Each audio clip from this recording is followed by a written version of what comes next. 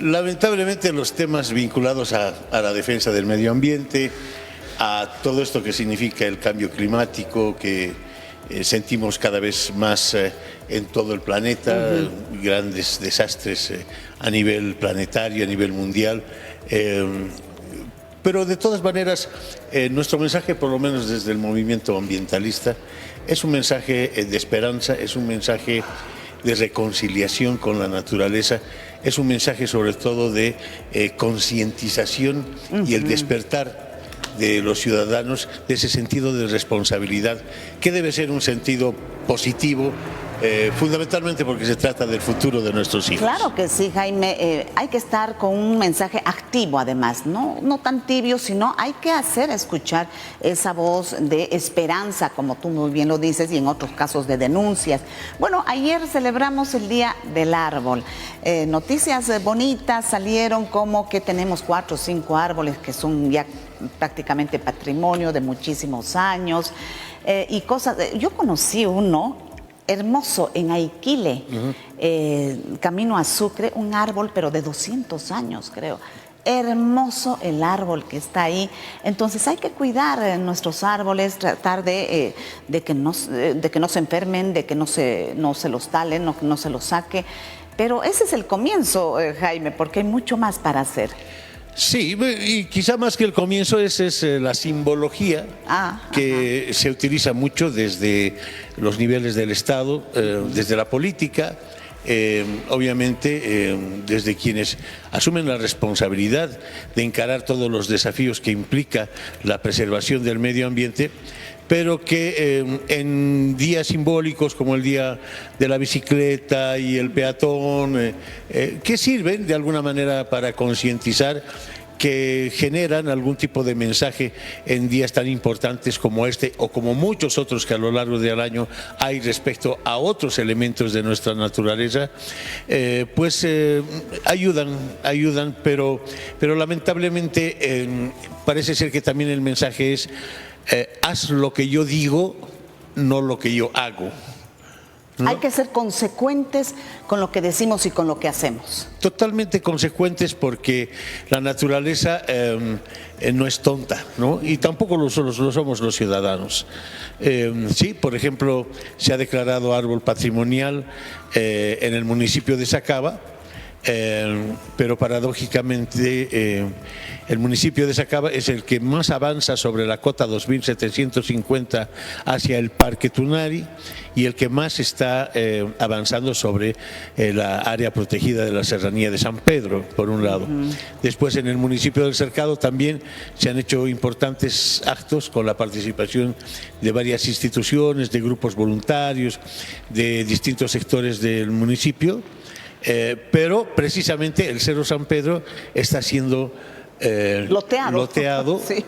Y lamentablemente hasta ahora el municipio no ha dado una respuesta contundente para dar y castigar a estos loteadores. Esa es la cosa, Jaime, de que pues si se quiere nuestro medio ambiente, si se quiere cuidar, si se dice, entonces pues hay que ser consecuente, ya lo decimos, y ejercer dureza con la gente que rompe estos principios de cuidar nuestro medio ambiente. Lo que preocupa ahora también es que la mancha urbana está avanzando, pero a pasos agigantados. Y la gente, en muchos casos, por un lado pide, ya de una vez legalicen esto, pero por el otro lado también la minoría dice, son tierras agrícolas, cuidemos, por favor, nos están avasallando. Entonces son grupos que unos quieren ser escuchados igual que los otros. Lo cierto es de que esta mancha urbana está está avanzando, quizás también sin planificación. Sin planificación, lamentablemente, ante un fenómeno que tiene dos vertientes, Mónica, y esto es muy importante de manera muy breve.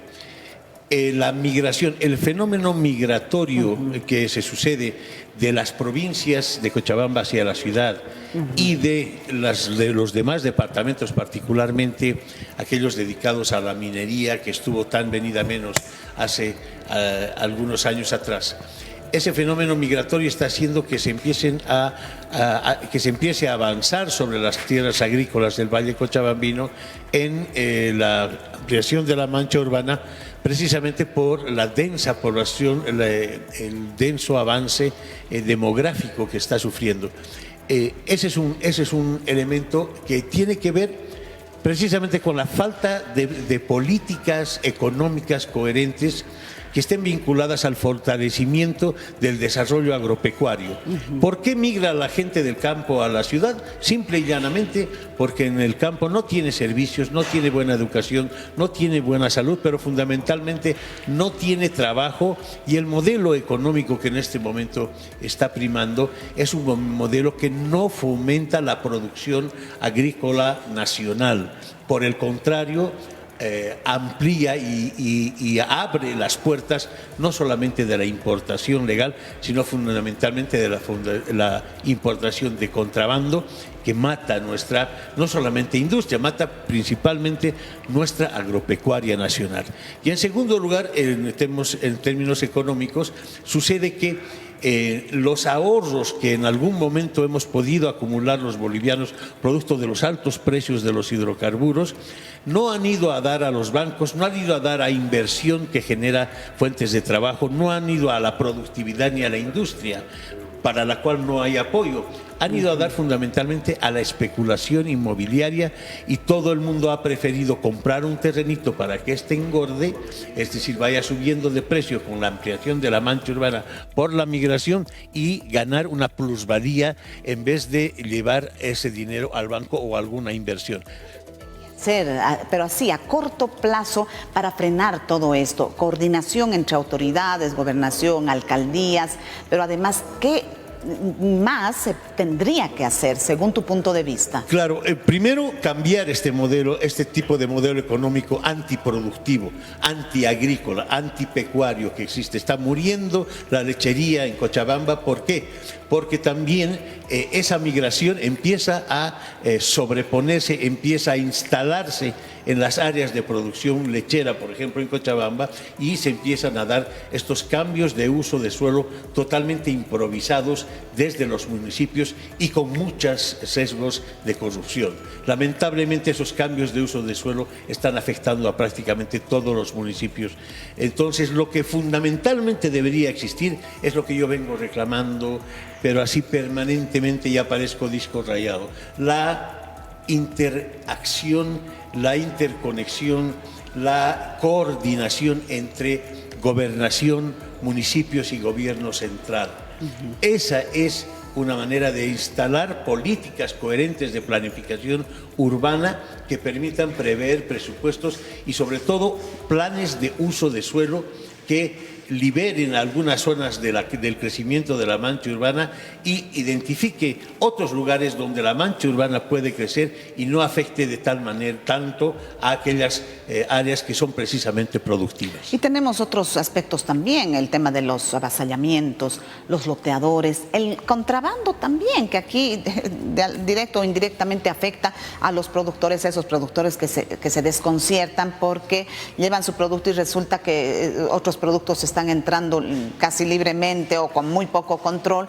Entonces desencanta también esto. Entonces son factores también que inciden en que la gente deje el campo y se venga a la ciudad, o finalmente pide que se amplíe la mancha urbana porque se dedicarán también a otra cosa o venderán sus tierras o cualquier cosa, ¿no?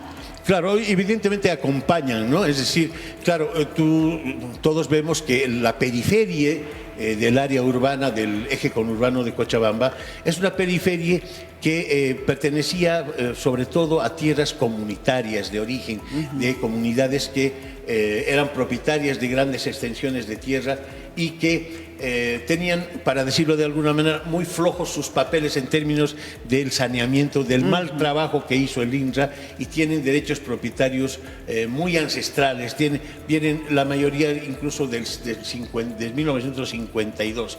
Entonces, esa carencia de papeles y esa falta de conocimiento de las comunidades campesinas de cochabambinos, pues ha permitido que una bandas, gestores, muchos de ellos, yo no sé si es una casualidad, pero donde yo voy, ahí hay un abogado que se vino de La Paz hace unos años y empezó a tramitar cambios de uso de suelo. Muy servicial el abogado. Claro, y empezaron a, además, hacer aparecer papeles en coordinación con Derechos Reales, particularmente en coordinación con el INRA.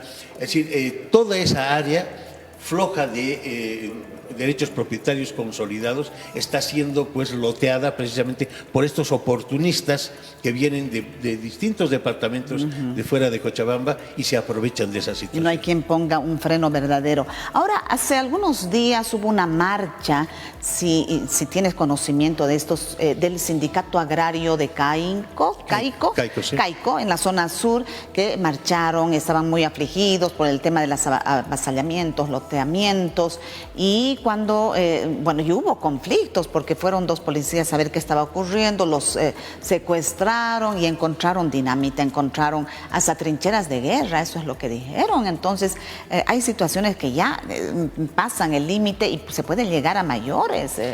Jaime. Por supuesto, ese problema de Caico tiene ya varios antecedentes de enfrentamientos, de sobreposesión de derechos propietarios, y aquí entra otro de los factores fundamentales para comprender lo que está pasando en Cochabamba.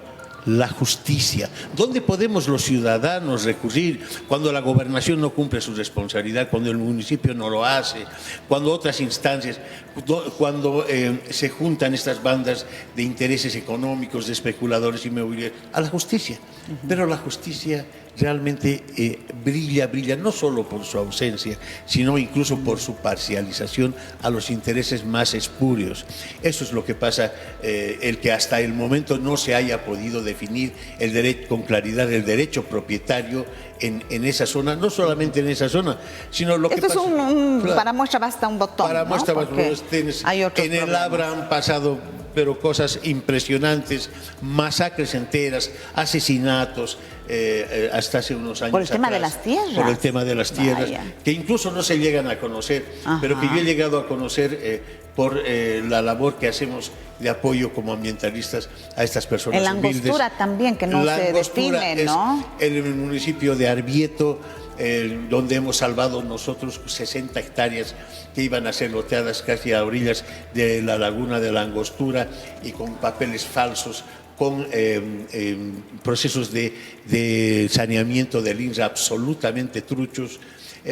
Entonces, realmente lo que está sucediendo, Mónica, en Cochabamba es una verdadera catástrofe, lamentablemente, permíteme decirlo, en nuestras narices. Bueno, volviendo al Día del Árbol, que hemos seguido el camino, comenzando por esto, nuestros árboles queridos, que también a veces vemos toda nuestra flora irse en segundos por los incendios, por todo ello, políticas más concretas, más fuertes de protección a nuestro medio ambiente, a nuestra flora, a nuestra fauna, porque de aquí a un tiempo, ¿qué va a pasar? Todo el mundo quiere llegar a Cochabamba porque es hermosa nuestra llacta, tenemos tanto, tenemos verde, tenemos lugares tan bonitos, tenemos el clima que nos favorece también frente a otros departamentos donde se congelan o se chamuscan.